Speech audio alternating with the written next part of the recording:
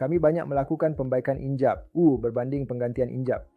Jadi secara asasnya, dalam jantung kita ada 4 injap. Injap mitral, injap aorta, injap trikuspid, dan injap pulmonari. Jadi melakukan pembedahan pada injap-injap ini pada kanak-kanak, bayi kecil ataupun remaja bukanlah perkara yang mudah. Ia agak rumit kerana pilihan yang ada adalah terhad. Jadi untuk orang dewasa, ya, sekiranya kita melakukan pembedahan pada injap-injap ini, kita mempunyai pilihan untuk menggantikan injap. Tetapi bagi kanak-kanak, ya, pilihan adalah terhad kerana saiz injap yang diperlukan mungkin tidak tersedia.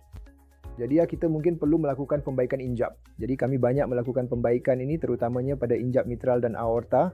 Kelebihan lain pembaikan injap ini ialah kanak-kanak tidak perlu mengambil antikoagulan atau pencair darah yang mana sangat penting jika kita menggantikan injap. Itulah kelebihan pembaikan injap. Dan kami juga melakukan pembaikan injap ini melalui kaedah invasif minimum. Biasanya untuk pembedahan jantung pada kanak-kanak atau orang dewasa, kita perlu membuat insisi di bahagian tengah sternum. Tetapi dengan kaedah invasif minimum, kami membuat pembedahan melalui sisi atau di bawah lengan juga supaya parutnya lebih kecil dan boleh disembunyikan di bawah tangan, di bawah lengan di kawasan ketiak.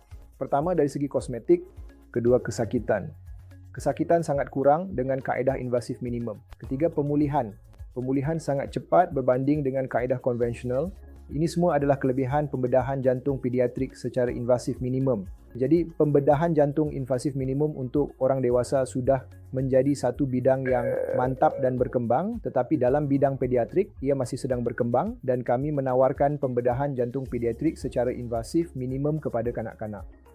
Terima kasih.